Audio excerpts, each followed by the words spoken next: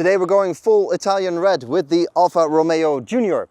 My name is Peter and today I'm going to talk you around this car, the electric version of this car. And that is of course where we have to start, because we've done this car already. We've done the Veloci model and we've done the Q4 hybrid model recently. That means we've covered all the aspects of the Alfa Junior line, and I wanted to drive this electric version, sort of the base version in particular, to complete that lineup and to give you a good overview of where this car fits in that lineup and which one you should get. We've also recently driven the Opel Mokka and the Jeep Avenger, which are of course the same cars technically underneath on the Stelantis platform. So I also want to see where this one fits in that lineup. So let's have a look around the car. It's a familiar shape and size. If you've seen the other videos, I'll link them above. It's an Alfa Junior shape, and especially in this red, I think this is a very well designed and proportioned car. It looks cool with this extra bit of height that you get, because it's a small, it's not really an SUV, it's a crossover, let's be honest. But I think this is a good looking car. The highlight for me is the front. I think this looks nice and chunky and muscular with these creases here in the bonnet, the outspoken daytime running lights and the lights in general. I think it's really well done. There's a few optical tricks of course, with the black in the front, with this Alfa logo here in the middle, and of course the black wheel arches that make it look slightly more chunky. It's all optics of course, but it does work. Here in the front of the Junior, there is a lot of familiar stuff to see. Obviously this car shares a lot of components with the Jeep Avenger and the Opel Mokka and other Stellantis products. So we got the Stellantis Klima unit, we got the Stellantis screen, we got the Stellantis driver's display, steering wheel. All those things are very familiar and not an issue as far as I'm concerned. We know the cockpit of this Alfa Junior, so a quick tour. We got traditional buttons for basically everything because there's no touchy swipey stuff going on in here, except obviously for the big screen. So for your window and your mirror control, you got buttons on the steering wheel, for your systems on the right side, and for all your drive assists on the left, cruise control and so on. All framed by a nice steering wheel with some Alcantara on the top and the bottom. I'm not sure how long this will stay nice. Maybe some of you in the comments that have this kind of material in your car can tell me. Because especially here on the steering wheel, I would assume where you're constantly rubbing against the material, I would assume this does not wear well over time. But I'm happy to be corrected on that. So if you have this, let me know in the comments how this wears over time. Looking through the steering wheel, I have the familiar display that we know from the other models that I mentioned. Nothing going wrong there. It's nice and clear. It's also just the display and not any kind of lights on the side. It does look slightly odd with these circular shapes around the steering wheel, which is of course a wink to Alfas of yesteryear.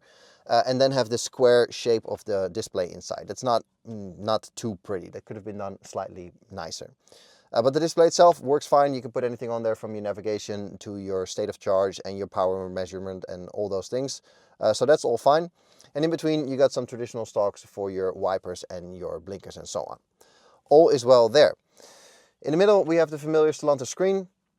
Also nothing going wrong there. It's not the biggest, not the brightest, not the most advanced screen in the world, but it all works just fine. I like that it's sort of fully integrated in the dashboard and also slightly angled towards me as the driver. Not by much, but it's these little ergonomic touches that make life for the driver just a little bit better. So that's actually quite nice. Obviously on the screen you do anything from your navigation to your music to whatever setting you want to change in the car. So that all works well. Underneath we have the Stelantis Klima unit, so that means physical buttons, physical things to touch and move up and down. So that is excellent. That is exactly how you want it. Fan speed up and down, temperature up and down with a real button that just requires you to look once maybe and then you can operate it because you know that you've touched it. It's really nice. I really like this system. Underneath, wireless charging and some USBs, flanked by some more Alcantara, so the same wear question as from the steering wheel. And then we have the drive select tunnel, which is flanked by a lot of piano black, which is so bad because it's constantly smudging. This is the prime place where you're constantly touching with your hands and fingers. So it's always smudgy and there's always grease stains on it. I don't understand why they've put that there, and nobody said anything. It's beyond me. But here you have your P, your R, your N, your D, and of course the B button for some extra regen braking, and also your Alfa DNA drive mode selector for your sport, normal and range extending modes. Then here you have a bit of a bin for your bottle of water, your keys and so on, and a small armrest also covered with some Alcantara. And then of course we have to look at these amazing seats. They're a bit extreme. I can understand that they're not for everybody, especially not, you know, you can stick your whole hand through. They're not the most comfortable thing in the world. I wouldn't want to go on a road trip in these seats. But since, you know, it's a small electric car with relatively limited range, so I don't think you'll be road tripping much in this car. Even though it's possible, huh? People in the comments, don't get me wrong.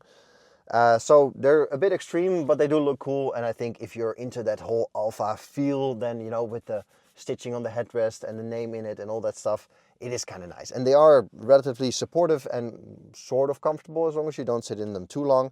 And even me with my broad shoulders, I fit in them relatively well. So here in the back of the Alfa Junior, it is a full-on disaster sitting behind myself with these seats. Not so much space-wise, but rock hard plastic. This is so completely uncomfortable sitting back here that it is basically not possible. Even for kids, the seats are so big and massive that you can't really look around them, and you completely devoid from any contact with the front of the car, despite the fact that it's quite a short car. So these seats are an absolute no-go if you want to transport anybody here in the rear. Technically speaking, I do fit behind myself, but it is so uncomfortable with this plastic that it's pretty much a no-go. If you would have different seats, or if you put the seats far forward, you could put 3 people back here. Not my size, but kids should be no issue whatsoever. The seats are fine, the same materials in the front, and you do have 3 seat belts here, so you could fit a bunch of people. But it's not only the seat, it's also the door, it's the middle tunnel. Everything is rock hard plastic. So obviously that's cost saving, but that is what you're gonna have to deal with if you want to sit back here. All right, on the move with this Alfa Junior. Obviously, last year we drove the Veloci electric version on Alfa's own test track in Bolocco, which was quite the experience. And recently we were in the mountains around Turin to drive the Q4 hybrid version of this Junior. But now we have the regular electric one in the real world, which is very different, obviously, in terms of how you interpret the car. I always think that the real test for any kind of car really is to use it in day-to-day life. Can I take my kids to swimming? Can I drive it to the hockey club? Is it good for the grocery run? Is it fine to park in town? Can I see out properly and not miss a pedestrian or a cyclist? Those are the real tests of a car that you have to use in the real world. And I have to say, as far as that goes, this is an excellent little car. Obviously, we recently drove a bunch of other cars on this Stelantis platform, so size-wise and interaction-wise, it's very similar to those cars. And it's a nice car in and around town. Size-wise, you can fit a bunch of kids in the back, you can fit all your hockey gear and tennis rackets in the boot, and it's easy to place, easy to park, light steering, you have a good view forward, everything is fine. And it really lends itself, this size car lends itself well for the urban and sort of around city environment. We have about 400 kilometers of range according to the trip computer and according to the WLTP, but in the real world I'd say more 320 to 350 depending on the temperature outside a little bit. It is now 5 degrees, but we are in April, so spring is on the way, and especially during the day it is now 15-ish degrees, so that is also getting into the territory where the batteries feel much more at home and you don't lose a chunk of range like in the winter even before you set off. So that's great, and that range is also very usable. I mean, obviously when you start flooring it all the time, the range will collapse completely, like basically any other electric car out there. But this is not a highway monster as far as that goes. This is not the car you pick to start bullying Audis in Germany. It's not fast enough, it's not powerful enough for that. That's not what it's for. Maybe the Veloci is more the car for that kind of stuff. But especially sort of between 20 and 70 kilometers an hour, the powertrain is nice and punchy. You get that instant electric acceleration. So it's not a slow car as far as that goes, that you have to be ashamed driving around either on the highway or in town. Out here on the highway though, currently we're doing 110 cruising speed. It's more than fine, it's more than capable. The Dutch traffic in general is not that crazy or fast or anything, because we can only do 100 here. So, you know, as far as that goes, this car feels right at home. You're not going to be fast, you're not going to be overtaking 7 trucks before the exit that's coming up. None of that, obviously, but it's more than adequate for your normal day-to-day intercity driving. Sitting here, I already mentioned I have a great view out forward at least. You know, window's big enough, I can easily see the corners of the car, so it's easy to place, which is obviously key when it comes to any kind of urban driving. The side mirrors are not too big, but I have a good view out. And the rear window is quite high up in the car, so stuff that gets too close to the car you can't really see in your rear view mirror. But when you're backing up, for example, you got the backup camera, of course. There is a bit of a blind spot on the right side. There's quite a lot of door and pillar over there. So when driving around busy city centers, it's, you know, I wouldn't say you constantly have to be mindful of entire pedestrians and people in cargo bikes disappearing in there, but it is something to take into consideration. Now, an interesting question to ask with this Alfa is, have they done enough? Have they differentiated themselves enough from the other brands and the other cars on this platform? I already mentioned them: Opel Mokka, Jeep Avenger, Peugeot 2008, Fiat E600. Those kind of cars obviously share a lot of DNA and components with this one. On the one hand, yes, if you put them all next to each other, this is a fundamentally different looking car. I mean, obviously proportion-wise it's very similar, but you look at this and you immediately recognize this as an Alfa Romeo. There's so many little touches and little references to the past with the rear, with the front, with the lights, with the logos. So I can imagine if that's your kind of thing, then this is an easy choice to make. I also think that all these brands under the Stelantis umbrella are really trying to put their own stamp on the car and to amplify that brand identity feeling that they have. Jeep does it, Fiat does it, Alfa does it as well. And it's nice. I think they gives the car a little bit of character, even though that the underpinnings are the same. They do try to really enhance that feeling and the brand experience with each of those cars, which is good. And I think that is necessary too, because despite the fact they share the platform for cost saving and scalability reasons, obviously, I do think there is something to choose between all those cars in terms of how you want to interact with the car and also how you experience the whole brand. Is there anything to fundamentally complain about? Not really, to be honest. I mean, everything works the way you think it works. It's relatively intuitive. The piano black obviously is a no-go as far as I'm concerned, but you know, it is what it is. The plastics, yeah, they do get scratchy as you go lower in the car. I don't really think it's an issue in this price category. You know, you have to build a car to a budget at some point. So, you know, those plastics are almost inevitable. But that said, it does get pretty hard and scratchy in the rear. Here in the front though, it is, yeah, actually it's just fine. It's recognizable, it's usable, it's user-friendly, and overall, yeah, nothing really going wrong. So that is good.